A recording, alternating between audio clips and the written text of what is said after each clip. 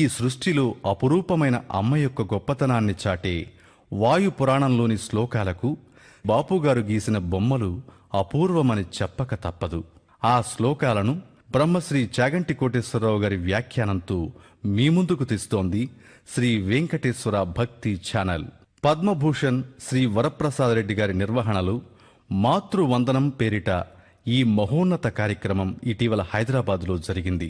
ఈ కార్యక్రమాన్ని మీరు వీక్షించి అమ్మతత్వాన్ని తెలుసుకోండి. సంస్కృతి, భారతదేశ సంప్రదాయం, ప్రత్యేకించి ఆర్ష వాంగ్మయాన్ని పరిశీలనం చేస్తే మీకు అది స్పష్టంగా ధర్మము అనేటటువంటి మాట ఎటువైపు నుంచి అన్వయమవుతోందో అర్థమవుతుంది.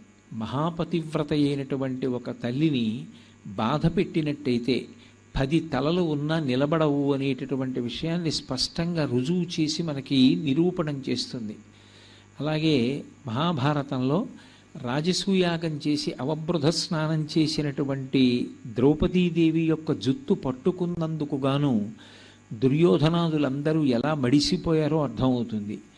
దేవీ భాగవతాన్ని పరిశీలనం చేస్తే స్త్రీ అంటే అదొక భోగ వస్తువు, అది అనుభవించడానికే తప్ప వేరొక ప్రయోజనం ఏమీ ఉండదు అని చాలా చులకన భావన చేసినటువంటి మహిషాసురాదులు స్త్రీని చులకన చేసినటువంటి కారణం చేత తిరిగి ఏ స్త్రీ స్వరూపంగా వచ్చినటువంటి పరబ్రహ్మం చేతిలోనే మడిసిపోయారో మనం గమనిస్తే అసలు స్త్రీకి ఇవ్వబడినటువంటి ప్రాధాన్యత, గొప్పతనం స్పష్టంగా అర్థమవుతాయి. ప్రాతకాలంలో చేసేటటువంటి ఆరాధన మాత్రం గాయత్రికి సంబంధించినదై ఉంటుంది. ఆ గాయత్రి మహామంత్రాన్ని జపం చేసి గాయత్రిని ఆరాధన చెయ్యడం అనేటటువంటిది ఎంతో కాలంగా వస్తున్నటువంటి సంప్రదాయం. అలాగే బాగా తెలిసిన్నవాడైతే గాయత్రి మంత్రాన్ని జపం చేస్తాడు. ఒక స్త్రీ పురుషుడికి స్నేహపూర్వకమైనటువంటి ఉపశాంతిని ఇవ్వగలిగినటువంటి స్థానం. అలాగే ఒక స్త్రీ బిడ్డలని కన్న తల్లి, వంశాన్ని నిలబెట్టేటటువంటి పరమ త్యాగమూర్తి. ఆమె కన్నా మధుర భావన పురుషుడికి వేరొకటి ఉండదు. అంత గొప్పగా 10 మంది యొక్క శాంతికి కారణమైనటువంటి స్వరూపంగా స్త్రీ కొనియాడబడింది. అసలు ఒక పరమ సత్యం చెప్పాలి అంటే స్త్రీ లేనినాడు పురుషుడికి ఇహము లేదు, పరము లేదు, రెండూ లేవు. ఎందుచేత నేను ఈ మాట అంటున్నానంటే, ఎంత బయట కష్టపడి ఉద్యోగం చేసిన వాడు కానివ్వండి, లేదైనా ఏదో ఒక క్రియాకలాపాన్ని నిర్వహించిన వాడు కానివ్వండి, కానీ ఇంటికి వెళ్ళేటప్పటికీ కేవలం ఏదో ఇటకలతోటి ఇసుకతోటి కట్టినటువంటి ఇల్లు ఇల్లు కాదు. ఏది ఇల్లు అంటే గృహిణి గృహముచ్యతే. ఇంట్లో ఉన్నటువంటి ఇల్లాలే ఇల్లుగా పిలువబడుతుంది. ఇంటిని ఎప్పుడు పరిపూర్ణంగా భావన చేస్తారు అంటే ఆ ఇంట్లో ఇల్లాలు ఉండి యజమాని వెళ్ళినప్పుడు పరమ ప్రేమతో పిలిచి ఒక్క పాత్రతో కాస్త పళ్ళరసం ఇచ్చిందనుకోండి, ఆ సంతోషం వేరు. ఎంత వృద్ధురాలు కానివ్వండి, ఎంత అనారోగ్యంతో ఉన్నటువంటిది కానివ్వండి, ఇల్లాలు ఇంట్లో ఉంటే పురుషుడికి కలిగేటటువంటి మానసికమైన ప్రశాంతత వేరు. ఆమె లేనప్పుడు అది ఎంత పెద్ద భవంతి కానివ్వండి, పురుషుడికి సంతోషం ఉండదు. అందుకే అసలు పురుషుడి జీవితం ఎవరి మీద ఆధారపడింది అంటే స్త్రీ మీదనే ఆధారపడింది. వేదంలో ఒక గంభీరమైనటువంటి విషయాన్ని ప్రస్తావన చేస్తారు. ఐశ్వర్యం అంతా ఎవరిది అంటే పురుషుడిది కాదు. అందుకే ఇల్లాలు అంటారు. ఇల్లాలు అంటే ఐశ్వర్యం అంతా ఎవరికి చెందుతుంది అంటే స్త్రీకి చెందుతుంది. నాకు ఇవాళ సభామర్యాద ఉంది, ఒక సభలో అగ్రస్థానంలో కూర్చుని మాట్లాడగలిగినటువంటి వైభవాన్ని నేను పొందాను అంటే అది నా భార్య యందు అటువంటి గౌరవం నా యందు నిలబడేటట్టుగా ఉంచగలిగినటువంటి లక్షణము ఆమె యందు కూడా ప్రకాశిస్తే తప్ప, అది భార్య వైపు నుంచి కూడా సమర్థింపబడితే తప్ప పురుషుడు అలా నిలబడలేడు అని. అందుకే లలితా సహస్రనామ స్తోత్రం చేస్తూ వ్యాసుల వారు పులోమజార్చిత అంటారు. పులోమజ అనబడేటటువంటి శచీదేవి పులోముని యొక్క కుమార్తె కాబట్టి పులోమజ. ఆమె చేత నిరంతరము లలితాపరాభట్టారిక అర్చింపబడుతూ ఉంటుంది. ఏమిటి ప్రతిపాదిద్దామని దాని చేత వ్యాసుల వారి హృదయం అంటే, లలితాపరా భట్టారికా స్వరూపం నిరంతరం పులోముని యొక్క కుమార్తె చేత ఆరాధింపబడుతోంది కాబట్టి ఆమె యొక్క భర్త అయినటువంటి ఇంద్రుడు ఇంద్ర పదవి ఎందు కూర్చోగలిగాడు. అందుకే ఇంటికి లక్ష్మి ఎవరు అంటే స్త్రీయే. ఆ కారణం చేతనే 5 లక్ష్మీ స్థానాల్లో ఒక స్థానాన్ని నిర్ణయం చేసినప్పుడు స్త్రీ యొక్క పాపట ప్రారంభ స్థానం ఏది ఉంటుందో దాన్ని లక్ష్మీ స్థానంగా శాస్త్రం నిర్ణయం చేసింది. నిజానికి వైదికంగా లక్ష్మీ స్థానాలు 5, 6వ స్థానం లేదు. అందులో మొట్టమొదటి స్థానం ఏది అంటే గోవు యొక్క వెనక తట్టు. అందుకే ఆవు అంత పూజింపబడుతుంది. గోవు యొక్క వెనక తట్టులో అమ్మవారు ఉంటుంది. మీరు మహాభారతం చదివితే మహాభారతంలో గోవుల్ని లక్ష్మీదేవి ప్రార్థన చేస్తే ఆవిడ అనుగ్రహించింది, నా పేడలోనూ పేడ బయటికి వచ్చేటటువంటి ప్రదేశంలోనూ ఉండమని. గోవు యొక్క వెనక తట్టులో ఉంటుంది. రెండవది పద్మమునందు నివసిస్తుంది. అందుకే అంతా పద్మ సంబంధం. పద్మాననే పద్మఊరు పద్మాక్షి పద్మసంభవే పద్మగంధిని పద్మముఖి అని అటువంటి తల్లి పద్మ సంబంధం ఉన్నది. పద్మము ఒక లక్ష్మీ స్థానం. మూడవది ఏనుగు యొక్క కుంభస్థలం. అందుకే విద్వాంసులైనటువంటి వారికి చేసేటటువంటి గొప్ప సత్కారం ఏమిటి అంటే గజారోహణం. ఏనుగు యొక్క కుంభస్థలం ఒక లక్ష్మీ స్థానం. 4వ లక్ష్మీ స్థానం సువాసిని యొక్క పాపట ప్రారంభ స్థానం. సువాసిని పాపట ఎక్కడ ప్రారంభం చేస్తుందో అక్కడ ఆ ప్రారంభంలో లక్ష్మీదేవి ఉంటుంది అని. అందుకే నిజానికి బొట్టు ఎక్కడుంచుకుంటారు అంటే ఇక్కడ ఉంచుకుంటారు అని. బొట్టు ఎన్నడూ మరుగున పడరాదు అన్నాను అనుకోండి, ఇక్కడ ఉన్న బొట్టు స్నానం చేసేటప్పుడు మరుగున పడుతుంది. అందుకే ఇక్కడ బొట్టు సింధూరంతో అలంకారం చేస్తారు. ఎందుకనంటే తడి తగిలినా స్నానం చేసినా దాని మత్స మాత్రం అలాగే నిలబడిపోతుంది. అంటే సువాసిని బొట్టు ఎప్పుడూ మరుగున పడకుండా ఉండడం అనేది దేని చేత సంభవము అంటే పాపట ప్రారంభ స్థానంలో అలంకరించుకుంటుంది. కారణం ఏమిటంటే ఆమె యజమానికి లక్ష్మి కాబట్టి. అందుకే గృహలక్ష్మి గృహే గృహే అని ఒకప్పుడు దేవేంద్రుడు లక్ష్మీదేవిని ప్రార్థన చేయడానికి వైకుంఠానికి వెడితే ఆమె నేను వైకుంఠంలోనే లేను, మిగిలిన ఎన్ని చోట్లున్నానో నీకు దర్శనమయ్యేలా అనుగ్రహిస్తున్నానని అనుగ్రహించింది. కైలాసే పార్వతీ త్వం చ క్షీరోధే సింధుకన్యకా స్వర్గే చ స్వర్గలక్ష్మిస్త్వం మర్త్యలక్ష్మిశ్చ భూతలే వైకుంఠీ చ మహాలక్ష్మిర్దేవదేవీ సరస్వతి గంగా చ తులసీ త్వం చ సావిత్రి బ్రహ్మలోకగా కృష్ణ ప్రాణాధిదేవి త్వం గోలోకే రాధికా స్వయం రాసే రాసైశ్వరీ త్వం చ బృందా బృందావని అని చిట్ట చివరికి ఆవిడ రాజ్యలక్ష్మి రాజగేహి గృహలక్ష్మి గృహే గృహే. ప్రతి గృహమునందు కూడా ఆమె గృహలక్ష్మి అయి అంటే ఆ ఇంటి ఇల్లాలై ఉంటుంది. అందుకే అసలు లక్ష్మి ఉండేటటువంటి స్థానం ఏది అంటే తన ఇంటి ఇల్లాలి, ఆమెయే లక్ష్మి.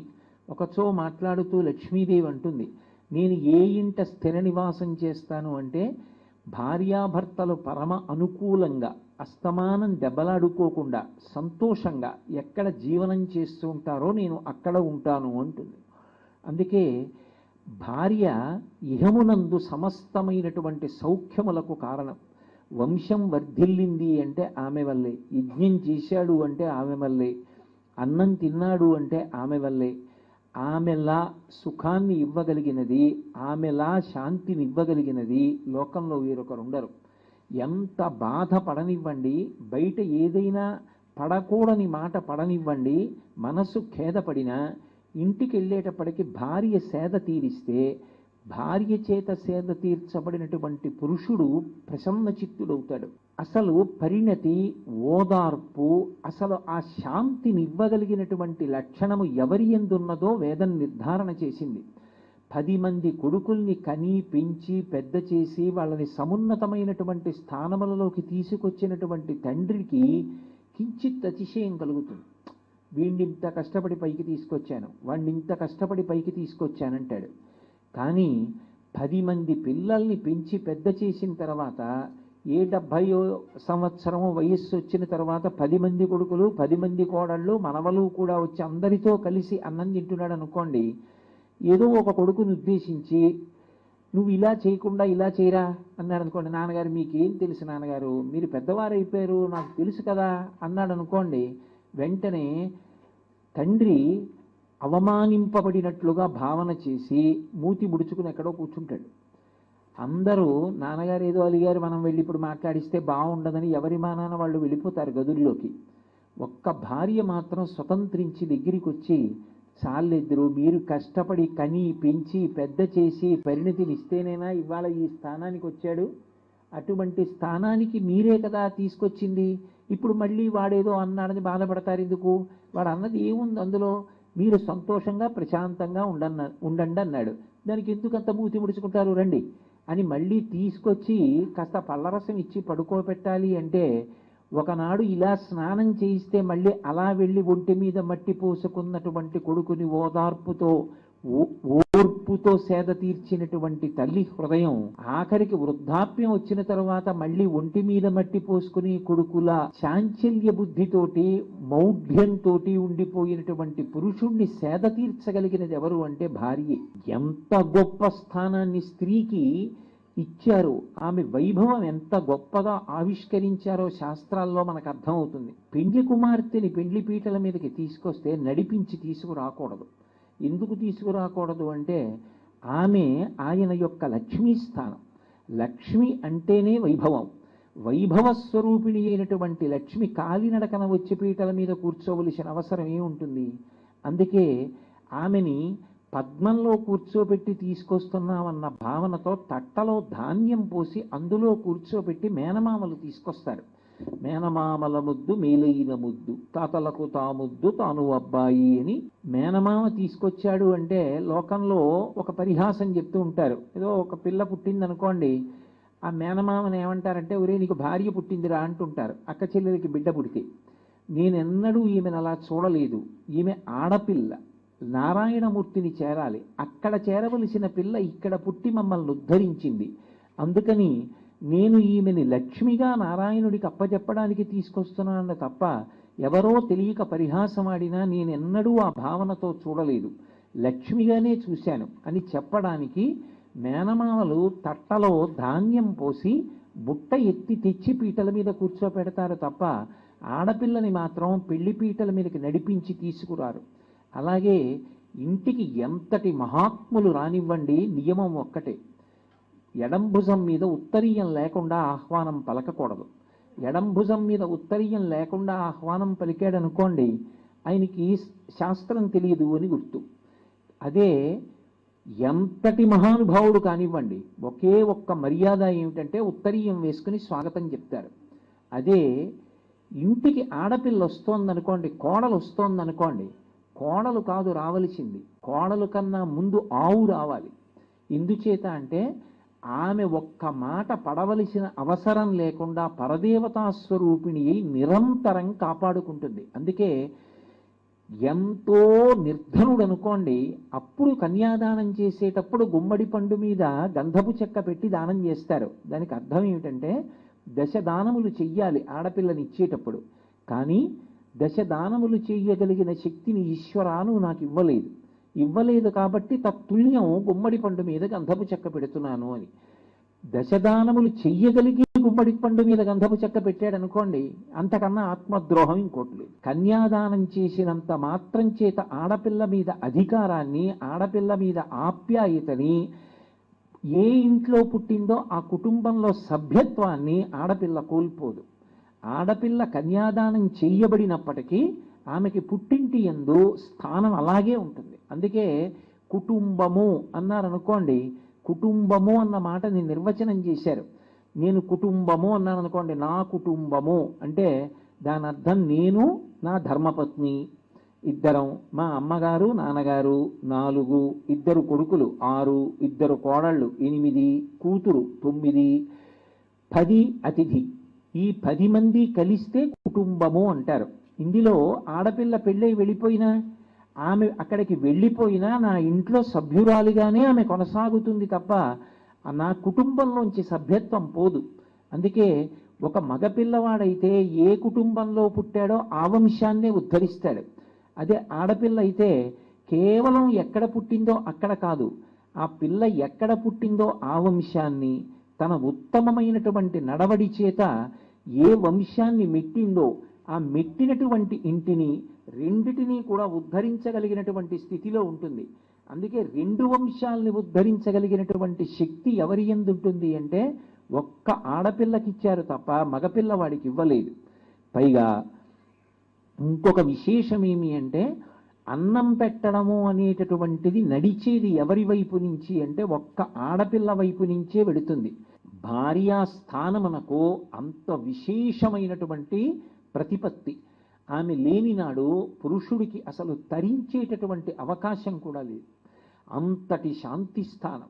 ఇహము పరము ఎవరి మీద ఆధారపడ్డాయి అంటే కేవలము ఆమె మీదనే ఆధారపడ్డాయి. అందుకే శాస్త్రములన్నీ కూడా, పురాణములన్నీ కూడా, కావ్యములన్నీ కూడా ఎక్కడైనా స్త్రీ సంబంధమైనటువంటి విషయాన్ని ప్రస్తావన చెయ్యవలసి వస్తే అంత గొప్పగా ఆరాధన చేశాయి. అన్నిటిని మించి మీరొక్క విషయాన్ని గమనించగలిగితే ఓర్పుకి పరాకాష్ఠ ఎవరు అంటే స్త్రీ. స్త్రీ ఓర్పు పట్టినట్టు పురుషుడు పట్టడం అంత తేలిక విషయం కాదు. అందుకే ఛకారంతో ప్రయోగం చేశారు అంటే సంస్కృతంలో ఒక విశేషమైన విషయాన్ని తెలియచేస్తున్నారు అని గుర్తు. తట్టుకోవడం చాలా కష్టము అన్నారనుకోండి, దాన్ని సంస్కృతంలో ఛాతో చెప్తారు. ఛ పలకడం ఎంత కష్టమో ఛాతో ప్రారంభమయ్యేవి తట్టుకోవడం అంత కష్టం. క్షుత్ అన్నాను అనుకోండి, ఆకలి, ఆకలి మంట. ఆకలి వేసిందనుకోండి దాన్ని తట్టుకోవడం అంత తేలిక కాదు. ఆకలి పెరిగితే నేరములు పెరుగుతాయి. ఆకలి అందరిది అదుపులో ఉందనుకోండి, ఆకలి తీర్చబడుతోందనుకోండి, నేరములు అదుపులో ఉంటాయి. ఆకలి నేరము పరస్పరం ఒకదాని మీద ఒకటి ఆధారపడి ఉంటాయి. ఆకలి ధర్మాన్ని, ఆకలి శాంతిని, ఆకలి న్యాయాన్ని కబళించేస్తాయి. అందుకే ప్రభువు యొక్క ప్రథమ కర్తవ్యం ఏమిటి అంటే ఆకలి లేకుండా చూడడం. తన చేత పరిపాలింపబడుతున్న వాళ్ళు ఆకలి కేక వేస్తే యజ్ఞం చేసి దేవతలను ఆరాధన చేసేవాడు ముందు పంట కోసం. అంత గొప్పగా ఆ ఆకలి తీర్చేటటువంటి అన్నం ఇవ్వగలిగినటువంటి రూపంగా ఎవరిని కీర్తిస్తారు అంటే భూమిని కీర్తిస్తారు. ఇంత ఓర్పు పట్టాలి అంటే ఆవిడికే చెల్లింది. ఎందుకని అంటే తెల్లవారి లేచి ఇల్లు కట్టుకోవాలంటే ఆవిడ గుండెల మీద గుణపంతో పొడుస్తాం. పట్టెడు అన్నం కావాలంటే నాగలి పెట్టి ఆవిడ శరీరం మీద రాపాడిస్తాం. నేను మల విసర్జన చెయ్యాలన్నా మూత్ర విసర్జన చెయ్యాలన్నా ఆవిడ గుండెల మీద చేస్తాం. తెల్లవారి నిద్రలేస్తే ఆవిడ మీద కాలు పెట్టి కిందకి దిగుతాం. కాళ్లతో ఆవిడ్ని తంతు నడుస్తాం, చెప్పులతో నడుస్తాం. ఆవిడ పట్ల మర్యాద ప్రకటనం చేసి నిజానికి పూజించేదానికన్నా ఆమె పట్ల చేసేటటువంటి అపచారం ఎక్కువ. ఊపిరున్నంత కాలం ఏదో ఒక విభూతిని చూసి మావాడు మావాడు మావాడు మావాడన్న వాళ్ళు ఊపిరి ఆగిపోతే ఇంటి బయట పడుకోబెట్టేస్తారు. కానీ అక్కున చేర్చుకుని గుండెల్లో చేర్చుకుని కడుపులో పెట్టుకునేది ఎవరంటే భూమి ఒక్కటే. అందుకే భూమికి క్షితి అని పేరు. క్షితి అంటే అంత ఓర్పు ఉంది కాబట్టి భూమిని క్షమ, ఓర్పు కలిగిన తల్లి అని పిలుస్తారు. ఎక్కడైనా ఓర్పు అంటే స్త్రీయే, వడ్డన స్త్రీయే, ఆర్తిని తీర్చుట స్త్రీయే. ఎక్కడ చూడండి ఈ లోకం అనుగ్రహాన్ని పొంది అభ్యున్నతి పదంలో నడిచింది అంటే దానికి ప్రధాన కారణం ఎవరు అంటే స్త్రీయే. అందుకే మాతృపిండం దదామ్యహం. వాడు పూర్ణత్వాన్ని ఎప్పుడు పొందుతాడు అంటే అమ్మ గౌరవం, అమ్మ వైభవం అర్థమైంది. అందుకే 16 శ్లోకాలు రాశారు. 16 పూర్ణత్వాన్ని పొందాడు అని గుర్తు. అందుకే అందులో మొట్టమొదటి పాదాలలో ఓ మాట అంటారు, గర్భస్య ధారణీ దుఃఖం విషమీ భూమివత్మని తస్య నిష్క్రమణార్థాయ మాతృపిండం దదామ్యహం. గర్భస్య ధారణీ దుఃఖం. అమ్మా గర్భధారణ చాలా దుఃఖం అమ్మా. విషమే భూమివత్మని, అందున ఈ భూమి మీద నడవడం ఉందే అమ్మా, ఎంత కష్టమో. అప్పుడు అటువంటి కష్టం ఎవరి కోసం పడ్డావమ్మా? నా కోసం పడ్డావు. దానికి నేనేమి ఇవ్వగలను నీకు? తస్య నిష్క్రమణార్థాయ మాతృపిండం దదామ్యహం. ఇదిగో పిడచ పెడుతున్నాను. ఏమిటి ఆ మాటలకు అర్థం వ్యాసుల వారికి అంటే గర్భస్య ధారణే దుఃఖం. అసలు గర్భాన్ని ధరించడం అనేటటువంటిది అత్యంత క్లేశభూయిష్టమైన విషయం. అసలు పురుషుడికి అవకాశం లేనేలేదు. ఒక్క స్త్రీకి మాత్రమే అటువంటి అవకాశం.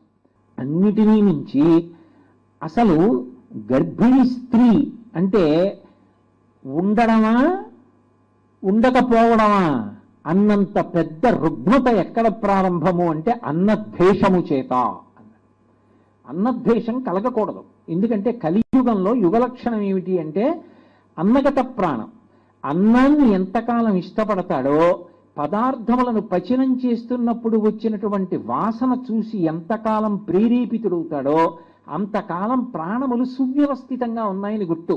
అన్నద్వేషం వచ్చిందనుకోండి, అన్నం పెడతాను అంటే వాంతి వచ్చిందనుకోండి, అన్నం తిను అంటే అబ్బో నాకొద్దు అంటున్నాడు అనుకోండి, ఏది ఇమడట్లేదు అనుకోండి, అన్నద్వేషం పుట్టింది అంటే మృత్యువునకు సంకేతము అని. కలియుగంలో అందుకే అన్నద్వేషం కలగకూడదు అని. అటువంటి అన్నమునందు ద్వేషము కలుగుతుంది గర్భిణికి. గర్భస్య ధారణే దుఃఖం.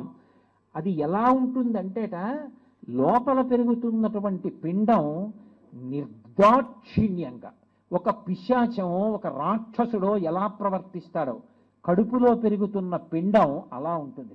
ఆయన భాషలో అయితే, ఆయన పుస్తకంలో వాడిన మాట పారాసైట్ అన్న మాట వాడారు. ఆయన ఏమన్నారంటే, అమ్మ దగ్గర గర్భిణిగా ఉన్నప్పుడు ఐరన్ ఎక్కువ ఉండాలట రక్తంలో. అమ్మ దగ్గర ఉందా లేదా పిండానికి అనవసరం. అది పూర్తిగా తయారు కావడానికి 375 mg ఐరన్ కావాలి. ఈ కావలసిన ఐరన్ అంతటినీ కూడా అమ్మ దగ్గర నుంచి నిర్దాక్షిణ్యంగా అది పెరుగుతున్నప్పుడు లాగేస్తుంది. లోపల ఎవరిని ఆవిడ పోషిస్తోంది, వాడు మాత్రం అమ్మ శరీరంలోంచి అలా లాగేస్తున్నాడు. ఇన్నిటిని ఒక జలగ ఎలా లాగుతుందో అలా లాగుతున్నాడు. ఆ బిడ్డ బయటికి వచ్చింది అంటే అమ్మ శరీరంలో ఒక భాగం అది. ఆ భాగం తిరుగుతోంది అంటే అమ్మే తిరుగుతోంది, అమ్మ శరీరంలో భాగం అది. అందుకే ఆ స్పర్శ యందు అంత ఆప్యాయత. అసలు అమ్మని ముట్టుకునేటప్పటికీ అంత సంతోషం, అమ్మ బిడ్డని ముట్టుకుంటే అంత ఆదరణ, అంత సేద తీరిపోతాడు. అది పరమేశ్వరుడు పెట్టిన గొప్ప లక్షణం. నేను ఒక చోట ఒక హాస్పిటల్లో ఒక కవల పిల్లలు ముందుగాని అంటే ప్రసవం అవ్వవలసిన సమయం కన్నా బాగా ముందు పుట్టారు. ఓ బిడ్డని ఇంక్యుబేటర్లో పెట్టారు, అంటే అమ్మ గర్భంలో ఉన్న వాతావరణంలో వాళ్ళు పడుకోబెట్టారు. కానీ డాక్టర్ గారు అనేవారు, రోజు అమ్మ తల్లి మాత్రం ఏదో ప్రత్యేకమైన దుస్తులు వేసుకుని లోపలికి వెళ్ళి ఒక్కసారి ముట్టుకుంటూ ఉండండి, ఒక్క 2 నిమిషాలు శుభ్రంగా చేతులు కడుక్కొని ముట్టుకోండి. అమ్మ, అమ్మమ్మ, నాయనమ్మ ఇలాంటి వాళ్ళు ఒకసారి ముట్టుకోండి అమ్మ అనేవారు. నాకు ఏమో అది వైద్యంలో అంతర్భాగంలో ఉంది అనుకున్నాను. ఆ వైద్యుడితో నాకు మంచి అనుబంధం ఉంది, ఆయన నాతో ప్రేమాస్పదుడు. అందుకని ఆయన్ని స్వతంత్రించాడుగా, ఎందుకంటే వీళ్ళని ఇలా రోజు ముట్టుకోమంటారు చేతులు కడుక్కుని అని. ఆయన నాతో ఓ మాట చెప్పారు, గురువుగారు మీకు ఆ విషయం చెప్తున్నాను, వీళ్ళు పరమ పసితనంలో ఉండగా ఎవరి స్పర్శని పొందారో అది వాళ్ళ జీవితాంతం గుర్తుంటుంది. 2, ఈ స్పర్శ వాళ్ళు కష్టంలో ఉన్నప్పుడు మళ్ళీ తగిలితే మనసు సేద తీరుతుంది. అందుకే ఎవరెవరు వీళ్ళని పెంచడంలో ప్రధాన పాత్ర ఉంటుందో, ఎవరి దగ్గర వీళ్ళు ఎంత ఏడుస్తున్నా శాంతి పొందాలో వాళ్ళని ముట్టుకొమ్మని చెప్తామండి, అందుకని ముట్టుకొమ్మని చెప్తున్నాను అని చెప్పారు ఆయన. ఆయన చండీగఢ్లో ప్రత్యేకం ఇలా ముందు పుట్టిన పిల్లల్ని పెంచడంలో బ్రతికించడంలో నైపుణ్యం సాధించి వచ్చి మా కాకినాడలో ఒక వైద్యశాలలో చేరారు ఆయన. అటువంటి డాక్టర్ గారు కూడా ఈ సిద్ధాంతాన్ని బలపరిచారు. ఆమె యొక్క స్పర్శ అంత గొప్పగా సేద తీరడానికి కారణం ఎందుకైంది అంటే, అసలు బిడ్డడి యొక్క శరీరం అమ్మ శరీరం కన్నా భేదం కాదు. అందుకే గర్భస్య ధారణే దుఃఖం. ఎన్ని వాంతులో లోపల ఎవరు పెరుగుతున్నాడో, ఎంత లాగేస్తాడో, ఎంత శక్తి లాగేస్తాడో. విషమే భూమివర్త్మని. అసలు భూమి మీద ఆమె నడుస్తుంటే ఎత్తు పల్లాలలో నడవాలనుకోండి ఎంత కష్టమో. She throws away her shoulders and beans back. In medical terminology we call it the pride of a mother అన్నారు ఆయన. భుజాలు ఇలా వెనక్కి వేసి ఇలా కూర్చుంటుందిట ముందుకి. అది తల్లితనానికి ఉన్నటువంటి గొప్పతనం. కార్తీక పౌర్ణమి అందరూ దీపాలు ఎడుతున్నారు, ఆమె గుడిలోకి వెళ్ళి దీపం పెట్టుకోలేదు. ఏమో ఏ రాత్రో ఏ పగలో ఏ క్షణంలో ప్రసవం అవుతుందో ఒక్కటే అలా పడుకుంటుంది. బిడ్డడు లోపల కాలు పెట్టి తంతే కాలు పెట్టి మురిసిపోతుంది. అమ్మలాంటి వ్యక్తి జీవితంలో ఎక్కడ దొరుకుతుంది? ఆ పిల్లవాడిని లోపలున్నప్పుడు అంతే, బయటికి వచ్చాక అంతే. నా జీవితంలో ప్రత్యక్షంగా చూశాను. నా స్నేహితుడు ఒకడు ఒకసారి నన్ను ఒక ఉపకారం అడిగాడు. ఏమయ్యా, నువ్వెవరిని అడగక్కర్లేదయా, నువ్వు నాతో వస్తే చాలు. ఏదో ఉన్న ఊళ్ళో నీకున్న గౌరవం అది, కాబట్టి నువ్వు వస్తే నాకు పని అవుతుంది. కాస్త నాతో రావయ్యా, నువ్వెవరిని అడగద్దు, నువ్వు నాతో రా చాలన్నాడు. పాపం స్నేహితుడు అడిగాడు, అదే అడగరా అని విషయం ఏం అడగలేదు, చాలా చిన్న విషయం అడిగాడు. తప్పకుండా వెడదాం లేవయా అన్నాను. మా ఇంటి నుంచే వెళ్ళిపోతున్నాం, ఒక్కసారి మా ఇంట్లో కప్పు కాఫీ తాగి వెళ్ళిపోదాం అని. సరే కాదని లేక పద అని వాళ్ళ ఇంట్లోకి వెళ్ళాం. అమ్మ కొద్దిగా కాఫీ అమ్మ, తొందరగా వెళ్ళిపోవాలి, మేము వేరే ఆఫీస్కి వెళ్ళాలమ్మా ఒక పని మీద అని. ఆవిడ గబగబా కాఫీ పెట్టి తీసుకొచ్చి అక్కడ పెట్టేశారు. అదేమబ్బా అలా కింద పెట్టేశారు ఏమిటి అనుకున్నాను నేను. అమ్మా నమస్కారం అమ్మా అన్నాను. అన్నారు. ఆవిడ ఇలా కూడా అనలేదు. ఓ పోన్లే పెద్ద ఆవిడ, ఏమి ఇబ్బందో అని మనసు సరిపెట్టుకున్నాను. ఏదో కాఫీ తాగేశాం, ఇద్దరం బయటికి వెళ్ళిపోతున్నాం.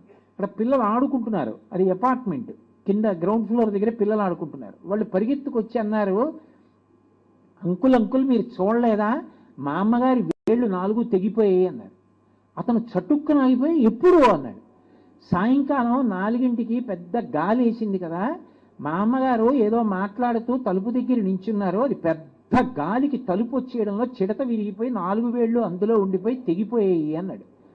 అతను నేను కూడా గబగబా ఇంట్లోకి వెళ్ళి అమ్మ వేళ్ళు తెగిపోయాయా అన్నాడు. ఇంతంత లావున వాచిపోయింది, ఒక్కొక్క వేలు తెగిపోయి ఉన్నాయి, 4 వేళ్ళు. అంటే ముక్కలైపోలేదు, నలిగిపోయాయి శుభ్రంగా, నెత్తురు గూడు కట్టేసి ఉంది. అమ్మ ఎందుకు పెట్టావమ్మా కాఫీ ఇలాగా అన్నాడు. అంటే ఆవిడంది, నాన్న ఆయన ఎప్పుడు మన ఇంటికి రాలేదురా, ఇన్నాళ్ళకి మన ఇంటికి వచ్చారు, నువ్వు ఏదో పని మీద పెడతావు అమ్మ, ఒక్క కప్పు కాఫీ అమ్మా తాగి పెడతానన్నావు, మళ్ళీ ఎప్పుడు తిరిగి వస్తావో ఏమిటో, ఏ పని మీద పెడుతున్నావో, నా వేళ్ళు తెగయి నీకు కాఫీ పెట్టలేను అని ఎలా అనగలను నాన్న, కాఫీ ఇద్దామని పెట్టాను రా అంది. మీరు నమ్మండి నమ్మపోండి, ఒక పావు గంట సేపు నాకు బాహ్య స్ఫురణ లేదు అసలు. అమ్మ అంటే ఇది కదా అని. ఎందుకు నాన్న ఇప్పుడు పర్వాలేదురా, ఏమైపోతుందిరా, నువ్వు వెళ్ళరా పని మీద అంటుంది. అబ్బా, అమ్మ లాంటి వ్యక్తి ప్రపంచకంలో ఎక్కడుంటుందండి. అమ్మ అమ్మే. అందుకే వ్యాసుడంతటి వాడు అమ్మకి వరం ఇచ్చాడు, అమ్మ నువ్వు తలుచుకుంటే వస్తా ఎప్పుడైనా సరే. అటువంటి అమ్మకి నమస్కారం చేస్తున్నాడు అదే వ్యాసుడు మహాభారతంలో.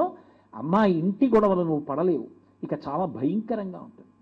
ఇక ధృతరాష్ట్రుడు పాండురాజు వీళ్ళు కొట్టుకుంటారు. అమ్మ ఏదైనా తట్టుకోగలవేమో కానీ నీ కళ్ళ ముందు నీ పిల్లలు కొట్టుకుంటుంటే చూడలేవు, వానప్రస్థానికి వెళ్ళిపో అన్నాడు. పంపించేశాడు తల్లిని. తల్లి సత్యవతీదేవి కోడళ్లతో కలిసి అరణ్యానికి వెళ్ళిపోయి వానప్రస్థంలో శరీరం వదిలిపెట్టేసింది. మహాభారతంలో వ్యాస హృదయాన్ని అర్థం చేసుకుంటే అమ్మకి ఉపకారం చేశావా చేయలేదా పీడాపోయేది. అమ్మ ముందు బిడ్డలు కొట్టుకోకుండా బ్రతకడం కనీసం చేత కావాలి. లేకపోతే వ్యాసుడు పంపించినట్టే ఆ మాటల వెనక ఎంత గాంభీర్యం ఉంటుంది. భస్య ధారణే దుఃఖం విషమే భూమివర్త్మ్యని తస్య నిష్క్రమణార్థాయ మాతృపిండం దదామ్యహం. అసలు బాపు గారు ఈ శ్లోకానికి గీసినటువంటి బొమ్మ, ఆయనకి ఆ ఆలోచన వచ్చినందుకు ఆయన అమ్మ దగ్గర పడిపోయిన పిల్లవాడిని ఎలా గీశారో బాపు గారి పాదాల దగ్గర మనం అలా పడిపోవాలి. ఎందుకు చెప్తున్నానో తెలుసా? మీరు నమ్మండి నమ్మపోండి, నేను ఇది ఏదో గొప్ప కోసం చెప్పుకోవట్లేదు. నేను ఈ పుస్తకంలో ఈ మొట్టమొదటి బొమ్మ ఇప్పటికీ ఎన్ని వందల మందికి చూపించుంటాను. మా ఇంటికి వచ్చిన వాళ్ళందరికీ ఏదో అపురూప చిత్రం ఏదైనా చూపించినట్టు నేను చూపిస్తే ఈ పుస్తకంలో చూపిస్తుంటా, పిల్లలకి చూపిస్తుంటా. ఆయన ఈ శ్లోకానికి గీసినటువంటి బొమ్మ చూడండి. అసలు ఈ 2 పాదాలు కిందకి దిగొస్తుంటే ఓ పాదం దగ్గర ఓ పసిపిల్లాడు దిగంబరంగా బోర్లా పడుకుని ఆ పాదానికి నమస్కారం చేస్తున్నాడు. బాపు గారి దృష్టిలో మనందరికీ ప్రతినిధిగా ఆయన చేస్తున్న నమస్కారం, లేదా వ్యాసుడిలా నమస్కారం చేశాడు అన్నది ఆయన భావన. ఎంత గొప్పగా గీశారంటే, దేవాలయంలో ఎవరుంటారు? పరమేశ్వరుడు ఉంటాడు. భగవద్ దర్శనానికి ఎక్కడికి వెడతాం? పైకి ఎక్కి వెడతాం, అక్కర్లేదు. ఈ దేవాలయంలో మూర్తి దిగొస్తోంది ఎవరిగా? అమ్మగా. అమ్మయే సృష్టికర్త, అమ్మయే స్థితికర్త, అమ్మయే ప్రళయకర్త, త్రిమూర్త్యాత్మక స్వరూపం. అందుకే మాతృదేవో భవ అని వేదం శాసనం చేసింది. అమ్మ సృష్టికర్త. అసలు గర్భాలయము అన్న మాట ఎక్కడి నుంచి వచ్చిందంటే, అమ్మ కడుపు గుడి, అందులో ఈ పిండం ఊపిరి పోసుకుంది. ఆశీర్వచనాల్లో నా ఉసురు కూడా, నా యుద్ధాయం కూడా తీసుకుని నువ్వు బ్రతకు అనగలిగినది ఎవరైనా ఉంటే సృష్టిలో అమ్మ ఒక్కతే, ఇంకెవ్వరు అనరు. అందుకే ఆమె స్థితికర్త, ఆమె ప్రళయకర్త. నిద్రపోని పిల్లవాడిని జోకొట్టి పుచ్చుతుంది, అందుకే స్వల్పకాలిక లయం చేస్తుంది. అటువంటి అమ్మ శివస్వరూపం. ఆమె సృష్టికర్త బ్రహ్మ, ఆమె స్థితికర్త విష్ణువు, ఆమె ప్రళయకర్త పరమశివుడు. ఇప్పుడు ఆ గుళ్ళో మీరు ఏ పేరు పెట్టి పూజ చేయండి, ఆ సృష్టికర్త స్థితికర్త ప్రళయకర్తల యొక్క సమాహార స్వరూపమైన పరబ్రహ్మము కరచరణాదులతో నడిచి వచ్చి కిందకొస్తే అదే అమ్మ. ఆ అమ్మ పాదాల దగ్గర నేను చేయగలిగినది బోర్లా పడి నమస్కారం చేస్తానంతే, అంతకన్నా నేను చేయగలిగినది లేదు. జలజాతి క్షణుతోడి తెచ్చితివి నా సందేశమున్ చెప్పి నన్ను నిలువం పెట్టితివి నీ కృపన్ బ్రతికితి నీకన్న పుణ్యాత్మకుల్ కలరే దీనికి నీకున్ ప్రత్యుపకృతిని చెయ్యంగ నేనేర అంజలి ఘటించద భూసురాన్వయమణి సద్బంధు చింతామణి అంటుంది రుక్మిణీదేవి. అలా ఈ శ్లోకానికి ఏమి ఆలోచన చేశాడో మహానుభావుడు. ఈ పైన ఓ ముగ్గు పెట్టారు. ఈ ముగ్గు పెట్టడం ఆశ్చర్యం అసలు. ఎందుచేత అంటే మనకి ఎప్పుడైనా ఎక్కడైనా ముగ్గు పెట్టారనుకోండి, ఒక విశేష ఫలితం కలిగితే ముగ్గు పెట్టకుండా చేయకూడదు. ఆ ముగ్గు వేశారు అంటే ఒక మార్పు జరుగుతోంది అని గుర్తు, ఒక మంగళప్రదత్వం ఉన్నది, ఏదో కొత్తదనం వస్తోంది. ఒక బిడ్డ పుడుతున్నాడు, ఆమె తల్లి అవుతోంది, ఒక వంశం నిలబడుతోంది, ఒక తాత సంతోషిస్తాడు, ఒక తండ్రి సంతోషిస్తాడు. ఏమో ఆ పుట్టినవాడు ఈ దేశానికి ఎంతటి మహోపకారం చేసేవాడు కావాలో, ఎంత లబ్ధప్రతిష్ఠుడు కావాలో. అందుకే పైన ముగ్గు పెట్టారు. ముగ్గు పెట్టి దానికి అధోముఖంగా ఒక తామర పువ్వుని పెట్టారు, లక్ష్మీ స్థానం. ఆ తామర పువ్వు వేలాడుతోంది. అమ్మ కన్నా లక్ష్మి ఎవరు ఉంటారు లోకంలో? ఇలా ఉంచి ఆ గుడి నుంచి కిందకి దిగుతున్నటువంటి అమ్మ పాదాలు. ఈ అమ్మకి ప్రాణం ఏమిటి? ఆమె భర్త. అందుకే ఆమె పాదములకు ఉండవలసిన మంజీరములు, ఆమె వేళ్లకు ఉండవలసినటువంటి మట్టెలు సౌభాగ్య సూచనగా ఉంచారు. ఎంత పవిత్ర పాదాలో ఆ గుడిలోంచి దిగొస్తున్నటువంటి మాతృమూర్తి. చిత్రం ఏంటంటే ఆవిడ నడిచే దారి అంత తేలిక కాదు. ఈ దారి దిగొస్తున్నప్పుడు ఇలా ఉంది, కానీ నమస్కారం చేసిన తర్వాత ఇక్కడ దారి అంత రాళ్ళు, పైకి తేలిపోయినటువంటి మొనలు. ఇంత కష్టంలో ఆవిడ నడవబోతోంది. ఎవరి కోసం? పరిచయం లేని వీడి కోసం. ఎంత భావన చేశాడో ఆయన మహానుభావుడు. నిజంగా వ్యాసుల వారి శ్లోకం ఒకెత్తైతే బాపు గారు ఇటువంటి బొమ్మ గీయడం ఒకెత్తు. నా దృష్టిలో అయితే బాపు గారు గీసిన బొమ్మలన్నీ ఒకెత్తు. ఈ మాతృవందనంలో ఆయన 16 శ్లోకాలకి వేసినటువంటి బొమ్మలు ఒకెత్తు. అమ్మా, నువ్వు గొప్ప ఇంట్లో పుట్టావు, గొప్ప ఇంటిని మెట్టావు. ఆమె మెట్టినింటికి వెళ్ళింది, భర్తకి ప్రాణం, అత్తమామలకి ఆవిడ ఇంటి దీపం. ఇంతమంది నిన్ను సంతోషపెట్టేవాళ్ళు ఉంటే, రాక ఏడిపించిన వాడిని ఎవరైనా ఉంటే నాతో ఏ పరిచయం ఉందమ్మా? నేనెవరో తెలియదు, వచ్చి ఏం చేస్తానో తెలియదు, పేరు తెస్తానో అప్రతిష్ట తెస్తానో. అయినా అమ్మా నా కోసం ఏడిచావా? చింత పెట్టుకున్నావా? యావత్పుత్రో నభవతి, నేను పుట్టనంత కాలం అంత ఏడిచావా? తావత్ మాతృశ్చ చింతనం, నేను పుట్టనంత కాలం ఏడిపే, నేను పుట్టాక అమ్మయ్యా నా జీవితం సార్థక్యం అన్నావు. ఎక్కడిది ఈ సంస్కృతి ఈ జాతికి? ఒకప్పుడు సీతమ్మని తీసుకెళ్లి గంగ ఒడ్డును విడిచిపెట్టారు. విడిచిపెడితే సీతమ్మ లక్ష్మణస్వామితో అంది, ఓ లక్ష్మణ, నాకిప్పుడు 2 మార్గాలున్నాయి. ఏమిటో తెలుసా? ఇదిగో ఎదురుగుండా గంగా ప్రవాహం వెడుతోంది, నా కడుపులో రామచంద్రమూర్తి యొక్క అంకురములున్నాయి. ఇప్పుడు నేను ఈ గంగలో ప్రవేశించి చిజేయం రాజవంశస్తు నేను శరీరాన్ని విడిచిపెట్టేయచ్చు. కానీ నేను అలా విడిచిపెట్టను. ఎందుకు విడిచిపెట్టనో తెలుసా? మీ అన్నగారు నన్ను పెళ్లి చేసుకున్నప్పుడు చెప్పినటువంటి ప్రతిజ్ఞ ధర్మ ప్రజాపత్యర్థం అన్నాడు. ధార్మికమైన సంతానము కొరకు ఈమె పాణిని గ్రహిస్తున్నానన్నాడు. ఆయన వంశం నిలబడడం నా చేతిలో ఉంది. ఆయన ప్రమాణాన్ని నిలబెట్టి ఆయన సంతానాన్ని ఆయనకి అప్పచెప్పేసి వెళ్ళిపోతాను తప్ప నేను ఈ అంకురములను చంపే అధికారం నాకు లేదు. ఈ పిల్లల కోసం కాదు ఆయనకి భార్యగా వచ్చాను, ఆయనకి పత్నిగా వచ్చాను, ఆయనకి అప్పచెప్పి వెళ్ళిపోతానంది. చజేయం రాజవంశస్థు భర్తుర్మే పరిహాస్యతే అందావిడ. కాబట్టి నఖల్వద్యైవ సౌమిత్రే జీవితం జాహ్నవీజలే అంటుంది.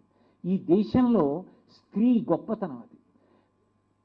ఆఖరికి తాను చచ్చిపోయేటప్పుడైనా సరే అమ్మా అని పిలిపించుకొని ఆ బిడ్డని అప్పజెప్పి వెళ్ళిపోవాలి. అమ్మలా భావన చెయ్యగలిగినటువంటి వాళ్ళు ఉండరు. శ్రీరామాయణాన్ని విశేషంగా ప్రచారం చేశారు శ్రీభాష్యం అప్పలాచార్య స్వామి వారిని. రామాయణం పుస్తకం చంకలో పెట్టుకుని ట్రైన్ ఎక్కి ఎలమంచి వెళ్ళి అడిగిన వాళ్ళ ఇంట్లో ప్రవచనం చెప్పి చాలు నా జన్మకి రామాయణం చెప్పానని వస్తుండేవారు. అంత భక్తి ఆయనకి రామాయణం అంటే. అటువంటి వ్యక్తి లేక లేక లేక లేక లేక లేక సింహాచలానికి గిరి ప్రదక్షిణం చేస్తే పుట్టారు. వాళ్ళ అమ్మగారికి ఆయన పుట్టిన తర్వాత ఆయన చిన్న పిల్లవాడిగా ఉన్నారు, ఏదో 6 ఏళ్ళో 7 ఏళ్ళో ఉంటాయి. వాళ్ళ అమ్మగారికి శరీరంలో ఆరోగ్యం బాగులేక పడుకుని నిద్రపోతున్నారు. ఆ పిల్లవాడి మేనత్త స్నానం చేయించడానికి తీసుకెడుతోంది. ఆవిడికి తెలివి వచ్చి లేచి ఆడపడుచుని పిలిచి అన్నారు, అమ్మా వీడి శరీరం అంత మంచిది కాదమ్మా, 2 మాటలు తలస్నానం చేస్తే పడిశం పడుతుంది, పడిశం పడితే జ్వరం వస్తుంది, 4-5 రోజులు బాధపడతాడమ్మా, నేను ఇంకొక 2-3 గంటల కన్నా ఉండను, వెళ్ళిపోతాను, వీడు మళ్ళీ అప్పుడు తలస్నానం చెయ్యాలి కదా, ఇప్పుడు తలస్నానం చేసి అప్పుడు తలస్నానం చేస్తే పడిశం పడుతుందేమోనమ్మా, ఒక్క 2-3 గంటలు ఆగకూడదా, నేను వెళ్ళిపోయాక చేయించకూడదా అని అడిగింది. అలా అంటావేం వదినా, చేయించంలే అని వదిలేసింది ఆవిడ. ఖచ్చితంగా 2-3 గంటల్లో ఆ పిల్లవాడికి ఎక్కువ తలస్నానం చేయించద్దు అని అమాయకంగా అప్పలాచార్య స్వామి వారు చూస్తుండగా ఆ తల్లి భగవన్నామం చెప్తూ వెళ్ళిపోయి, ఒక కొడుకు 2వ మాట తలస్నానం చేస్తాడేమోనని అమ్మ అంత బెంగపెట్టుకుంది. ఏమి మాతృ హృదయం! అమ్మలాంటి వ్యక్తి ప్రపంచంలో ఎక్కడుంటుంది? అమ్మలాంటి వ్యక్తి ఇక సృష్టిలో ఉండదు. అమ్మకు అమ్మే సాటి. బాపు గారి యొక్క కోమల హృదయం ఎక్కడుందో తెలుసా? అది తెలుసుకుని అర్థమైన తర్వాత నాకు గర్భాలయాన్ని ఇచ్చినందుకు నీకు కృతజ్ఞత చెప్పాలి, సంస్కారము లేదు మాటలు లేవు, కానీ పుట్టిన నన్ను చూసుకుని మురిసిపోయమ్మా నువ్వు నా ఒళ్ళంతా ముద్దులు పెట్టుకున్నావా, అమ్మ నీకేం చేయగలనమ్మా, మళ్ళీ ఒక్కసారి ఆ పసితనంలోకే వెళ్ళి నీ కళ్ళు తుడుస్తానమ్మా, వచ్చేస్తున్నా, తావత్ పుత్రో నభవతి తావత్ మాతృశ్చ చింతనం తస్య నిష్క్రమణార్థాయ మాతృపిండం తదామ్యహం అని మళ్ళీ ఇక్కడికి వచ్చేటప్పటికీ కూడా 2 పక్కల 2 లతలు అరవిరిసినటువంటిది, పైకొక పువ్వు పక్కకొక పువ్వు. నిజంగా భారమైన హృదయంతో చింతనం అని వ్యాసుల వారు అన్నందుకు శోక కారణం పైన లేదు, లోపలుంది, పుట్టలేదు ఎవరోనని. ఆవిడ లోపల బాధపడుతూ ఇలా పెద్ద పెద్ద కళ్ళు మూసుకుంటే అందులోంచి పడుతున్న ఆ నీటి బిందువుని కొడుకు ఇలా తుడుస్తున్నట్టుగా, అందులో ఏదో ఒక్క చేత్తో తుడవడం కాదు, అసలు ఆ గీయడంలో కోమలత్వం, పరమ ప్రేమతో ఇలా వేళ్లు పెట్టి అమ్మ గడ్డం పట్టుకుని యువతల చేత్తో ఇలా వేళ్లు పెట్టి అమ్మ బుగ్గల దగ్గర కన్నీళ్లు తుడుస్తున్నాడు. ముఖం లేదు, ఆ ముఖం నాది మీది అందరి, అమ్మ ముఖం మాత్రం గీశారు. ఏమి బాపు గారు!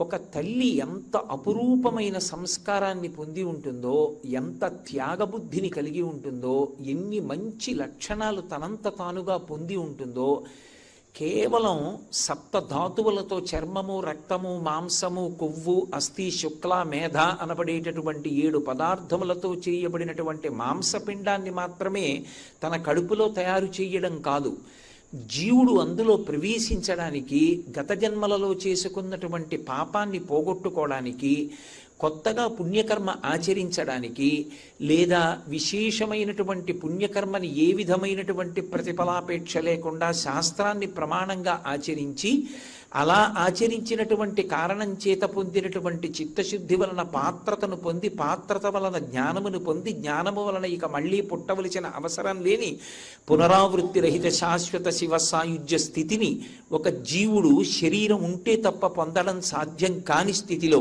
అనుగ్రహించిన అది అమ్మ వల్లే.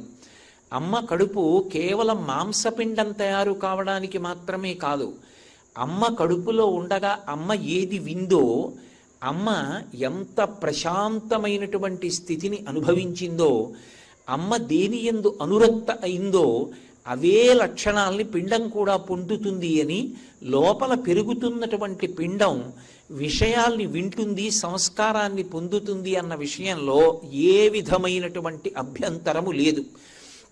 మహాభారతంలో ఉత్తరాగర్భంలో ఉన్నటువంటి అభిమన్యుడు తండ్రి అయినటువంటి అర్జునుడు చెప్తున్నటువంటి పద్మవ్యూహం గురించి విన్నాడు అన్న విషయం పరమసత్యము అనడానికి ఇవాళ వైద్యశాస్త్రం కూడా అంగీకరిస్తుంది. 5వ నెల దాటిన తరువాత పిల్లలు ఏ విషయాన్ని తల్లి వింటోందో అదే విషయాన్ని లోపల ఉన్నటువంటి పిండం కూడా వింటుంది. విని దాన్ని సంస్కారంగా ఏర్పాటు చేసుకుంటాడు.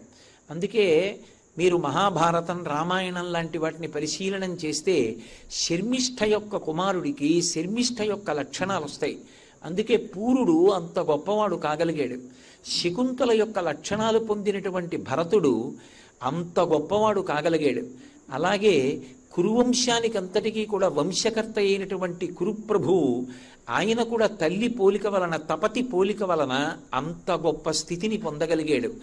అమ్మ కేవలం మాంసపిండాన్ని తయారు చేయడం కాదు, తాను గర్భం ధరించినప్పుడు ప్రయత్నపూర్వకంగా దేన్ని వింటుందో అటువంటి సంస్కృతిని, అటువంటి స్వచ్ఛమైనటువంటి హృదయాన్ని, మంచి లక్షణాల్ని లోపల ఉన్నటువంటి జీవుడు పొందుతాడు. అంటే అమ్మ కడుపులోకి ప్రవేశించినటువంటి జీవుడు గత జన్మలలో చేసుకున్నటువంటి వాసనల్ని తెచ్చుకున్నప్పటికీ కూడా అమ్మ 5వ నెల నుంచి 9వ నెల వరకు ఏవి విందో దాని వలన లోపల ఉన్నటువంటి శిశువు యొక్క వాసన బలాన్ని కూడా పోగొట్టి ఉత్తముడైనటువంటి వ్యక్తిగా తయారు చెయ్యగలిగినటువంటి ఆదర్శవంతమైన జీవి లోకంలో ఎవరు అంటే అమ్మ ఒక్కతే. అది తండ్రి ఇవ్వలేడు, అది తల్లి ఒక్కతే ఇవ్వగలదు. అంత గొప్ప స్థితిని ఒక్క స్త్రీ మాత్రమే పొంది ఉంటుంది. కానీ ఆమె ప్రతి క్షణం మృత్యువుకి దగ్గరవుతూ ఉంటుంది. నిజంగా వైద్యశాస్త్రానికి సంబంధించినటువంటి గ్రంథాలు పరిశీలనం చేస్తే అకస్మాత్తుగా ఆమె ఏ కారణం చేతనైనా రక్తపోటు పెరిగేటటువంటి సందర్భానికి లోనయిందనుకోండి, ఒక స్త్రీ గర్భం ధరించింది అంటే ఏదో ఆమె శరీరం విడిచిపెట్టేసిన తరువాత 16 శ్లోకాలు చెప్పి పిండ ప్రదానం చేయడం కొడుకు యొక్క కర్తవ్యం కాదు.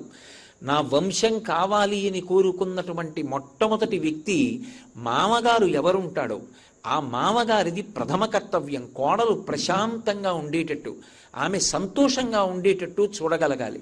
అది సమాజం యొక్క కనీస కర్తవ్యం. పిల్ల కడుపుతో ఉంది అన్న దగ్గర నుంచే అక్కర్లేని విషయాల జోలికెళ్ళి దెబ్బలాడుకోవడం తగ్గిపోవాలి. బాపు గారు బొమ్మ గీసి వెళ్ళిపోయారు అంటే కేవలం ఆయన బొమ్మ గీయడం ఆయన తాపత్రయం కాదు. వ్యాసుల వారు ఒక శ్లోకం ఇచ్చారు అంటే ఏదో ఒక శ్లోకం వ్రాయడం ఆయన ఉద్దేశ్యం కాదు. సీమంతోన్నయనము అని శాస్త్రం ప్రతిపాదనం చేస్తోంది.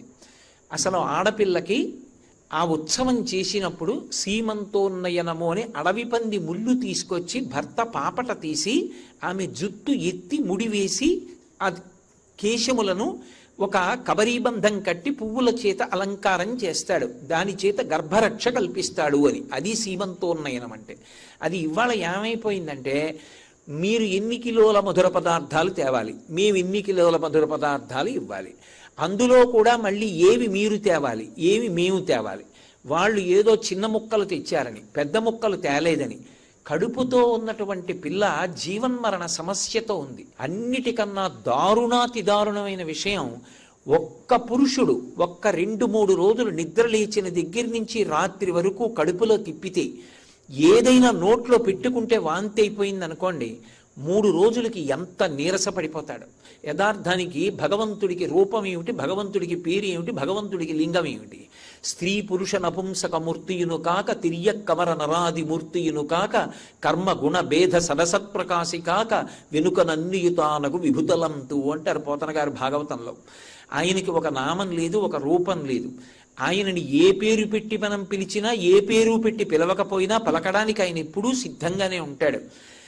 ఆయనే సృష్టికర్త, స్థితికర్త, ప్రళయకర్త, మూడిటి యొక్క సమాహార స్వరూపమే పరబ్రహ్మము.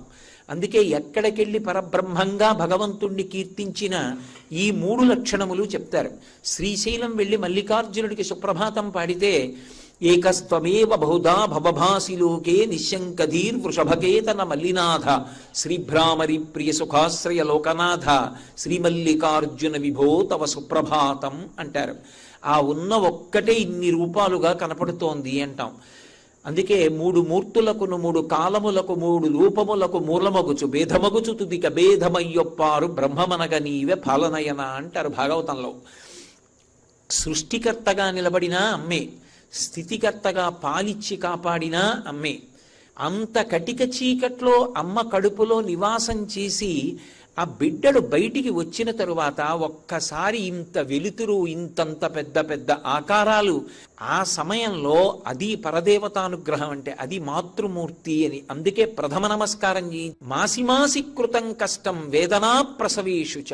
అమ్మా ఎంత బాధపడ్డావో, ఎంత కష్టపడ్డావో నా కోసం, ఎన్ని చెమట్లు పట్టాయో, ఎన్నిసార్లు తిన్నది కక్కేశావో, ఎన్నిసార్లు తినకూడనిది నా కోసం తిన్నావో, ఎన్ని ఔషధాలు సేవించావో, ఎంత బాధపడ్డావో. అమ్మా ఇంత కష్టపడ్డావు, ఇంత కష్టపడి నన్ను కన్నావు, నేను బయటికి వచ్చాను. వచ్చిన తరువాత నేను నీకు కృతజ్ఞత చెప్పాలా, నువ్వు నాకు కృతజ్ఞత చెప్పాలా? నేను నీకు కృతజ్ఞత చెప్పలేదు, నాకు చెప్పగలిగినంత సంస్కారం కూడా ఏమీ లేదు. నేను క్యారుమని ఏడ్చానంతే. కానీ నువ్వు నన్ను దగ్గరికి తీసుకుని ఒళ్ళంతా ముద్దు పెట్టుకుని నువ్వు పడినటువంటి బడలికనంతటినీ మర్చిపోయావు. అంత ప్రేమతో నన్ను అక్కున చేర్చుకున్నావు.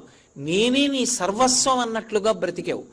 అంతకుముందు నేనెవరో నీకు తెలియదు, కానీ నన్ను నువ్వు చూసిన దగ్గర నుంచి నేను వినాయిక నీకు ప్రపంచం లేదు.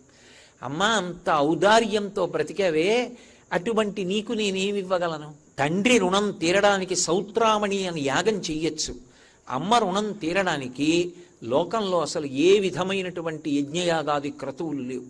అది అలాగే ఉండిపోతుందంతే. అమ్మ శరీరం కన్నా కొడుకు భిన్నం కాడు, తండ్రి కన్నా భిన్నం. అమ్మ కడుపులో పెరిగాడు, అమ్మ శరీరంలో అంతర్భాగం.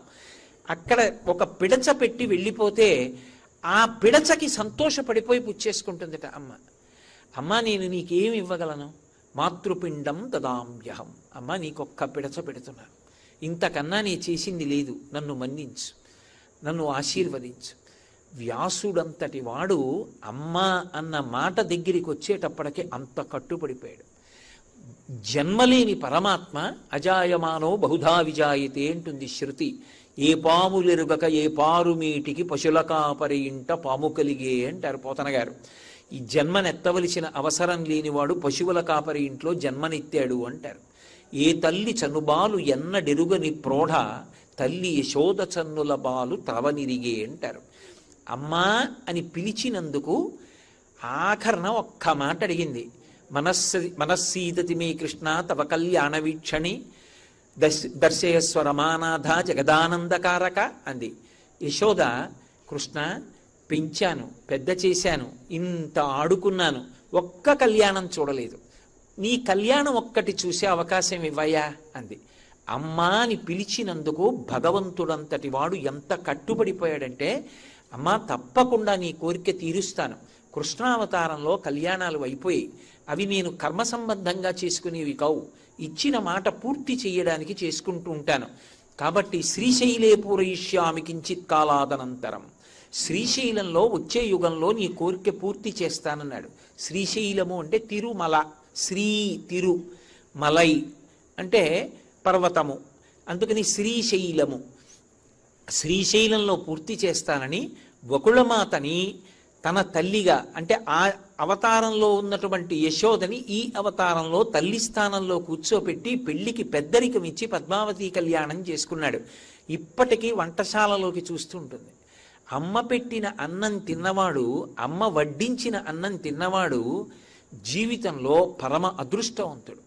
ఎవరు పరమ దురదృష్టవంతుడు అంటే అమ్మ చేతి అన్నం తినేటటువంటి అదృష్టం లేనివాడు. అందుకేట ఒక్క అమ్మ అన్న 2 అక్షరాలతో ఉన్న ప్రాణిని తీసేయాలంటే లోకాలకి తల్లి అయిన జగదంబ కూడా భయపడుతుందట. వాడికి 80 ఏళ్ళు రానివ్వండి, అమ్మ అన్న వ్యక్తిని తీసేస్తే వాడు పడే క్షోభ ఆవిడికి తెలుసు. అమ్మని తీసేసినప్పుడు వాడు నా వంక తిరిగి అమ్మని ఎందుకు తీశావని అడిగితే ఏం చెప్పను అని 3 అమ్మలనిచ్చి ఒక అమ్మని పుచ్చుకుంటుందట. కొడుకు ఉండగా తల్లి వెళ్ళిపోవాలది న్యాయం. కాబట్టి 3 అమ్మల్ని చూపించి వెళుతుంది. ఒకటి గోమాత, ఇదిగోరా నీకు అమ్మ స్థానంలో అమ్మనిస్తున్నాను, నేను లేనని ఆవిడ లేదని బెంగ పెట్టుకోకు, అమ్మకి బదులు ఆవిడికి ప్రదక్షిణం చెయ్యి, అమ్మ పెట్టిన అన్నంతో సమానం ఆవు పాలు తాగు. అమ్మకి నువ్వు దగ్గర కూర్చుని అమ్మా ఇది తిను అని ఓ బొబ్బట్టు తుంచి ఓ ముక్క అమ్మ నోట్లో పెట్టలేదని బెంగపెట్టుకోకు. ఒక్క అరటిపండు ఒలిచి ఆవు నోట్లో పెట్టు. ఇంత గ్రాసం ఆవు నోటికి అందించు చాలు, నువ్వు అమ్మని సేవించినట్టే. 2, ఆవు ఎక్కడో ఉంటుందమ్మా నాకు అన్ని వేళలా కనపడదు కదా అంటావేమో, భూమాతగా ఇచ్చింది. భూమాత ఎక్కడ నిలబడితే అమ్మలేదు. 3, లోకమాత పరదేవతగా అన్ని చోట్ల ఉండి ప్రకృతి స్వరూపిణి అయి ఆ తల్లి అన్ని చోట్ల ఉండి 3 అమ్మల్ని చూపించి తప్ప అసలు ఒక అమ్మని తీయలేదు ఆవిడ. భగవంతుడు కూడా ఎక్కడ భయపడ్డాడంటే అమ్మ అన్న మాటని దూరం చేయడానికి అంత భయపడ్డాడు.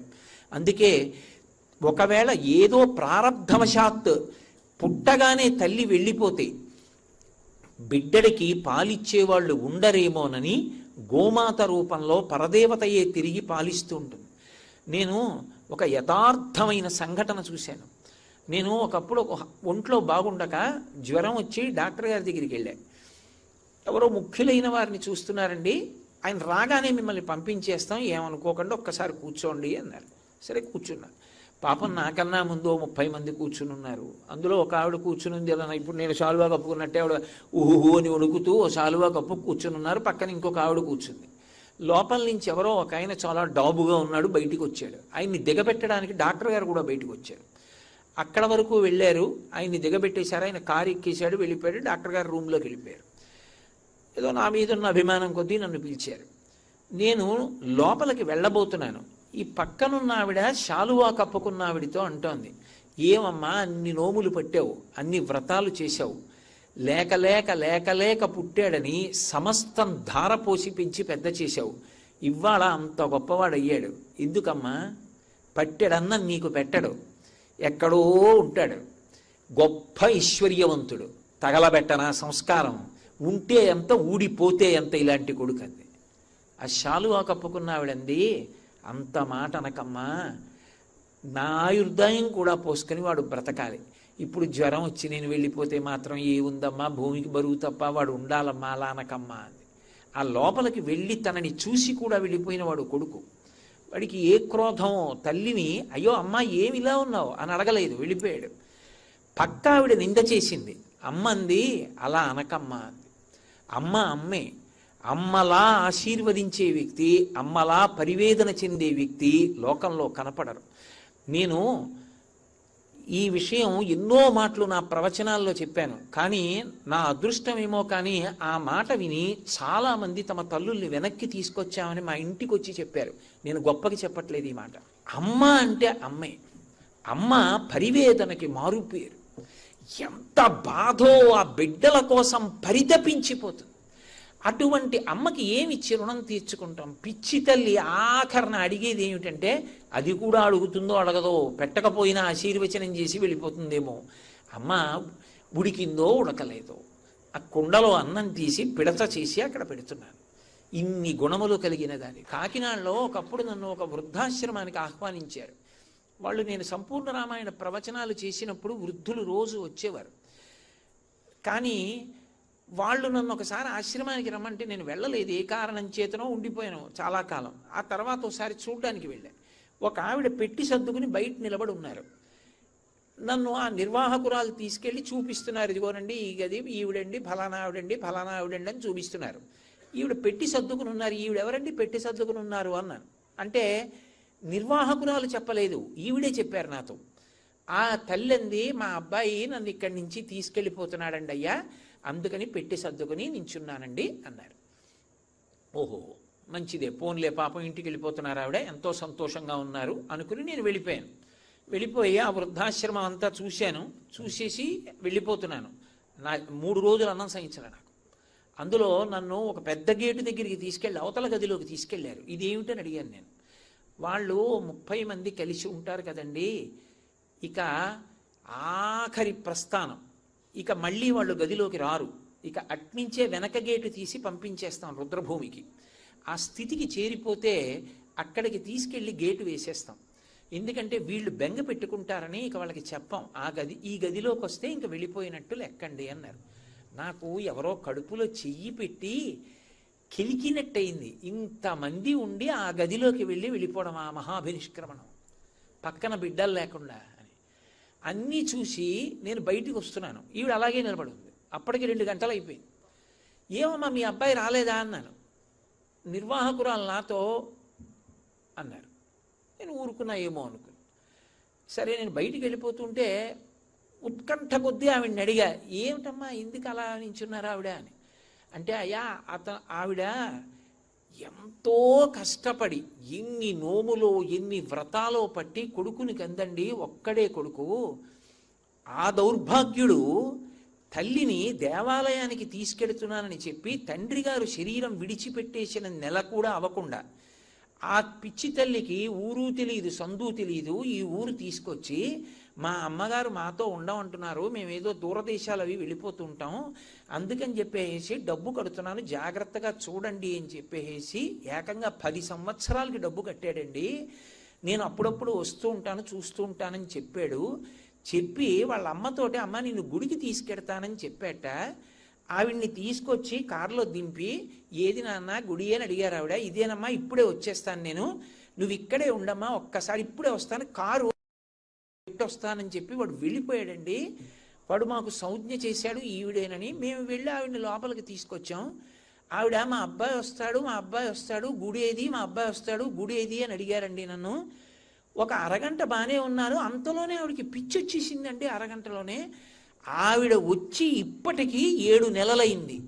ఆవిడ రోజు ఉదయం వేళ బయటికి వెళ్ళి పెట్టిట్టి కూర్చుంటుంది, మా అబ్బాయి వచ్చేస్తాడండి నన్ను తీసుకెళ్ళిపోతాడంటుంది. మధ్యాహ్నం భోజనానికి లోపలికి తీసుకొస్తాం, ఏడుస్తూ అన్నం తింటుంది. సాయంకాలం ఏదో మాత్ర ఇస్తాం పడుకుంటుంది. మళ్ళీ సాయంకాలం పెట్టట్టుకుని వీధిలో కూర్చుంటుంది. చీకటి పడిపోతుంది, మీ అబ్బాయికి ఇవాళ రావడం కుదరలేటమ్మా చీకటి పడిపోయింది అంటాం. మళ్ళీ పడుకుంటుంది. మీరు నమ్మండి నమ్మపోండి, పరమ పవిత్రమైన వేదిక మించి చెప్తున్నాను నేను ఈ మాట. నేను అది విని ఇంటికి వచ్చి 3 రోజులు అన్నం తినలేకపోయాను. అబ్బా ఇంత దారుణమా, మానవత్వానికే మత్స కదా అనిపించింది. అమ్మే కొడుకు వచ్చి తీసుకెళ్తానన్నవాడు రాలేదని అరగంటలో పిచ్చెక్కింది ఆవిడికి. పెట్టి సర్దుకుని 7 నెలల నుంచి కూర్చుంటోంది ఆ పిచ్చి తల్లి. ఇదే విషయం నేను ధర్మ సోపానాల్లో మాట్లాడుతున్నప్పుడు ఎస్విబిసి వాళ్ళు ప్రత్యక్ష ప్రసారం చేశారు. ఆ ప్రత్యక్ష ప్రసారంలో ఇది విని ఎందరో కొడుకులు వృద్ధాశ్రమాలకు వెళ్ళి తల్లిదండ్రుల్ని తీసుకొచ్చేశారు. వద్దు మేము ఎలా ఉంటే అలాగే బ్రతుకుతాం తప్ప మా తల్లిదండ్రుల్ని దూరంగా ఉంచుకోండి. అది నా జీవితంలో నాకు ఒక భయంకరమైన విషయాన్ని చూడవలసి వచ్చినా అది చెప్పి ఉపకారం చెయ్యగలిగానేమో అని ఎక్కడో సంతోషం మిగిలిన ఇప్పటికీ నా జీవితంలో నాకు చాలా భయం. ఏమిటి అంటే వృద్ధాశ్రమం చూడ్డానికి రమ్మంటే నాకు ఎంత భయం. అసలు వృద్ధాశ్రమం అవసరం ఏమిటి అన్న ప్రశ్న సంఘర్షణ బయలుదేరిపోతుంది నాలో. శరీరానికి గరిబనాభి స్థానం మారి విపరీతమైన నడువు నొప్పి వస్తుందట. అంత నడువు నొప్పి వస్తే 2 చేతులు ఇలా వేసుకొని ఆ బాధతో ఆవిడ ఇలా వెనక్కి వంగింది. నిజంగా మహానుభావుడు ఏ లోకంలో ఉన్నారో కానీ ఆ తల్లి ముఖం ఇలా పైకెత్తి ఆవిడ పడుతున్న బాధ ఎంత బాధో. ఆ ముఖంలో ఇలా జుత్తు ఇలా కంటి మించి చెంప మీద పడుతుంటే కడుపులో తల కిందకి పెట్టి కాళ్ళు పైకి పెట్టి పడుకున్నటువంటి పిండం ఎంత బాధో. ఇంత బాధ వెనక సంతోషం ఏమిటంటే నేను బిడ్డని కనబోతున్నాను, నేను అమ్మనవుతాను. ఇంత బాధ ఒక పూట, ఒక గంట, ఒక రోజా. ఓ మంచం మీద పడుకోలేకపోయింది, నేల మీద పడుకోలేకపోయింది, కుర్చీలో కూర్చోలేకపోయింది, ఓ సినిమాకి వెళ్ళలేకపోయింది, కార్తీక పౌర్ణమి వస్తే పెరట్లోకి వెళ్ళి దీపం పెట్టలేకపోయింది, కడుపు నిండా తినలేకపోయింది. అయినా కూడా లోపల పిండానికి సంస్కారం రావాలని ఏవో మంచి విషయాలు ఓపిక చేసుకుని వింటూనే ఉంది. అమ్మా ఎంత కష్టపడ్డావో. వ్యాసుడి హృదయం కదిలిపోయి శ్లోకంగా వస్తే ఈ శ్లోకాన్ని ఇంత గొప్పగా అర్థం చేసుకుని ఇంత గొప్ప బొమ్మగా శ్లోకాన్ని తీసుకొచ్చినందుకు బాపు గారు బహుశా ఇక్కడ పాంచభౌతిక శరీరాన్ని విడిచిపెట్టి ఉత్తమ లోకాలకు వెళ్ళిపోతుంటే వ్యాసుల వారు ఎదురుగుండా కనపడి దర్శనమిచ్చి నమస్కారం పుచ్చుకుని ఆశీర్వచనం చేసి ఉంటారు అనుకుంటున్నాను. ఆ అమ్మ కడుపు, అందులో ఉన్న శిశువు, అమ్మ పడిన పరివేదన, ఆవిడ నడున్నిప్పి ఒక పురుషుడు, ఒక చిత్రకారుడు, ఒక కళాకారుడు పరకాయ ప్రవేశం చేశాడు, తాను గర్భిణి అయ్యాడు. తాను గర్భిణి అయి అమ్మ ఎంత పరివేదన పొందుతుందో ఆయన అంత పరివేదన పొంది ఆయన కుంచెలోంచి బొమ్మగా జారువారింది. ఏ లోకంలో ఉన్నా బాపు గారి పాదాలకి నమస్కారం. సంపూర్ణే దశమయమాసి అత్యంతం మాతృపీడనం. ఇంత కష్టపడి శిశువుకి జన్మనిచ్చేటప్పుడు నెలలు నిండాయన్న దగ్గర నుంచి ఎంత పరివేదన పొందుతుందో, ఆ స్త్రీ పొందేటటువంటి పరివేదన అసామాన్యం. అసలు ఆ కష్టాన్ని ఒక్కసారి చదివితే ఆమె పడే బాధ ఏముంది. నేను ఇలా అన్నానని నన్ను మన్నించండి. పురుషుడు ఏముంది, బయట నించుంటాడు, క్యార్మ్ అన్న మాట వినపడ్డ తర్వాత, లేదా డాక్టర్ గారు వచ్చి కంగ్రాచులేషన్స్ అన్న తర్వాత మొదటి మాట ఏమడుగుతారంటే ఆడపిల్ల మగపిల్లాడా అని అడుగుతాడు. నా భార్య ఎలా ఉంది అని అడిగే వాళ్ళు ఎంతమంది ఉంటారు, నా కోడలు ఎలా ఉంది అని అడిగే మామగారులు ఎంతమంది ఉంటారు. అక్కర్లేనివి కావాలంటే ఇంకా ఆడపిల్ల పుట్టిందనుకోండి, అక్కర్లేని లేఖి ప్రసంగాలు చేసి దెబ్బలాడుకు చచ్చేవాళ్ళు ఉంటారు అక్కడ. బాధ ఆపుకోలేక నేను ఇవాళ ఈ గ్రామ్యాన్ని ఉపయోగించవలసి వచ్చింది. ఆ తల్లి పడిన పరివేదన ఎవరికి కావాలి? ఎంత కష్టపడిందో, ఎంత ఆవేదన పడిందో, ఎంత క్లేశపడిందో, ఎంత మృత్యుముఖంలోకి వెళ్ళి బయటికి వచ్చిందో. ఇంత బాధపడి ఎన్ని మాటలు అననివ్వండి, అందరికీ బరువేమో. ఎలా పుట్టనివ్వండి, ఆమెకి మాత్రం వాడు ప్రాణం. నాకు ఒక కుటుంబం తెలుసు, నాతో కలిసి పనిచేశాడు మిత్రుడు, పేరెందుకు, రేపు పొద్దున్న టీవీలో వింటే బాధపడతాడు. అతనికి ఒక పిల్లాడు పుట్టాడు. ఆ పిల్లాడు ఎప్పటికీ అలాగే ఉండిపోయాడు. వాడు మహా అయితే నా చెయ్యి అంత ఎదిగాడు. వాడు ఎప్పటికీ అలాగే ఉన్నాడు. వాడికి 35 ఏళ్ల వయస్సు వచ్చింది. 35 ఏళ్ల వయస్సు వస్తే వాళ్ళ అమ్మగారు, వాడికి 35 ఏళ్ల వయస్సు వస్తే 35 ఏళ్లలో ఆవిడ వెళ్ళిన పెళ్ళిళ్ళు ఒక 3, 4, అది కూడా పెళ్లికి వెళ్ళి వెనక్కి వచ్చేసింది 3 రోజులు. 35 ఏళ్ళు ఆవిడ గడప దాట్లా, సినిమాకి కూడా వెళ్ళాల. ఎందుకో తెలుసా? ఆవిడికి తప్ప తెలియదు వాడు అరిచే అరుపులు. 35 ఏళ్ల వాడికి మలమూత్రాలు తీయాలి, 35 ఏళ్ల వాడికి అన్నం పెట్టాలి. ఆఖరికి ఒకసారి వడదెబ్బ తగిలి చచ్చిపోయాడు ఆ పిల్లాడు. 35 ఏళ్ల తర్వాత ఆవిడ ఏడుస్తుంటే నేను ఆశ్చర్యపోయి నా మిత్రుడితో అన్నా, ఏమోయ్ తెలిసో తెలియకో చాలా కాలం బాధపడిపోయిందయా, ఇప్పటికైనా 4 తీర్థయాత్రలకి తీసుకెళ్ళవయా ఆవిడ్ని అన్నాను. అసలు తల్లి గొప్పతనం ఎక్కడ ఉంటుందంటే, లోకం అంతటికి బరువు కావచ్చు, ఎన్ని బలహీనతలు ఉన్నాయో అమ్మ సమస్త త్యాగం చెయ్యడానికి అదే కారణం అవుతుంది. వాడికి ఓ కాలు తోటకూర కాడలా వేలాడింది అనుకోండి, చచ్చిపోయే వరకు దానికోసమే ఏడుస్తుంది. వాడెలాగో, వాడి జన్మ ఎలాగో, వాడెలాగో అని ఏడుస్తూనే ఉంటుంది. అమ్మలా ఎడవగలిగిన వ్యక్తి, అమ్మలా ప్రేమించగలిగిన వ్యక్తి, అమ్మలా త్యాగం చెయ్యగలిగిన వ్యక్తి, అమ్మలా బాధపడగలిగిన వ్యక్తి లోకంలో ఉండదు. అందుకే అమ్మ నా కోసం నెలలు నిండిన తరువాత నువ్వు పడిన బాధ ఉందే, ఆ బాధ నేను లోపల ఉండబట్టి కదూ, నేను బయటికి రావడానికి చేసిన ప్రయత్నం వల్ల కదూ.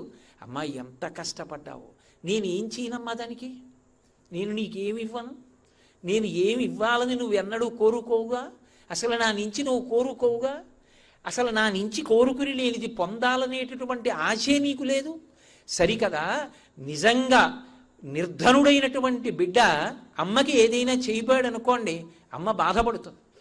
నా అదృష్టమో దురదృష్టమో ఈ ప్రవచనాలు పేరు చెప్పి ఎన్నో కుటుంబాలతో పరిచయం, ఎందరో వస్తుంటారు, మాట్లాడుతుంటారు. కొందరి గురించి విని నాకు ఆశ్చర్యం వేస్తుంది. ఉన్న డబ్బు అయిపోతుందేమో పిల్లలకి, రేపు పొద్దున్న వాళ్ళ జీవితం ఎలా అని, తనకి ప్రాణాంతకమైనటువంటి వ్యాధి వచ్చిందని, రాత్రుళ్ళు తనకి చాలా విపరీతమైన నొప్పి వస్తోందని తెలిసి గట్టిగా ఆమె బాధపడి కొద్దిగా గట్టిగా మాట్లాడినా, అరిచినా, ఏదైనా బాధతో చిన్న కేక వేసినా, నిద్రపోతున్న కొడుకు నిద్ర మానుకుని లేచొచ్చి పక్కన కూర్చుంటాడేమో, పిల్లాడికి నిద్రాభంగం అయిపోతుంది అని నోరు కుక్కుని గట్టిగా కూడా అరవకుండా బాధని మింగుకుని శరీరత్యాగం చేసేసిన తల్లిదండ్రులు ఉన్నారు. ఇక ఆఖరణ శరీరం వెళ్ళిపోతోందనగా కోరేది ఏమిటి అంటే, ఆ కొడుకు తొడ మీద తల పెట్టుకుని శరీరం విడిచిపెట్టేయాలని కోరుకుంటారు. అంతే. ఏం కావాలి? ఆ కొడుకు బాగుండాలి, వాడు లబ్ధప్రతిష్ఠుడు కావాలి, వాడు కీర్తి ప్రతిష్టలతో ఉండాలి, వాడు 3 పూట్ల తినాలి, వాడు నిద్రపోవాలి, వాడు సుఖంగా ఉండాలి. ఆమెకి ఏం అక్కర్లేదు. అలా ఉండగలిగినది ఎవరుంటారు లోకంలో? ఒక్క అమ్మ తప్ప.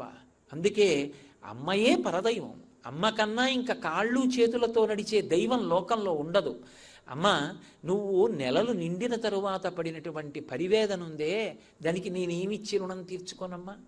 ప్రత్యుత్పత్తి యందు పురుషుడిది భోగం, స్త్రీది మహాత్యాగం. ఇంతకన్నా నేను వివరించడం బాగుండదు. కాబట్టి అమ్మ రుణం తీర్చుకునే రుణం కాదు. కూర్చోవడం కూడా కష్టమైపోయి అంత నిప్పి, ఆ నిప్పి తట్టుకోలేక నేల మీద కూర్చుని ఒక్క చెయ్యి వెనక్కి ఆంచింది. ఇంత బాధ కదూ. ఇంత బాధ ఎవరి వల్ల? లోపల ఉన్నవాడి వల్ల కదూ. చంపేస్తున్నావు దిక్కుమాలినవాడా, ఎప్పటికీ బయటకు వస్తావురా అని అనదు. అమ్మ ప్రేమ అంతా ఎక్కడుందంటే, వీడు బొజ్జలో క్షేమంగా ఉండాలి, నా నాన్న పైకి వస్తాడు. ఎంత సంతోషపడిపోతుందో. ఇంత నిప్పెడుతుంటే నేల మీద కూర్చుని వెనక్కి వాలి ఒక చేత్తో బాధ తట్టుకుని ఎడంచేయి తీసి కడుపు మీద వేసుకుని ఆ లోపల బిడ్డడున్నాడు అన్న భావనకి, ఇంత కష్టం నేను పడుతున్నా లోపల ఒకడు పెరుగుతున్నాడు, వాడు మా వంశాంకురం అని ఎంత పొంగిపోతుందో. ఆ కడుపు మీద చెయ్యేసుకు కూర్చున్న అమ్మ ఉందే, అమ్మ నేను నీకేమిచ్చి రుణం తీర్చుకోగలను?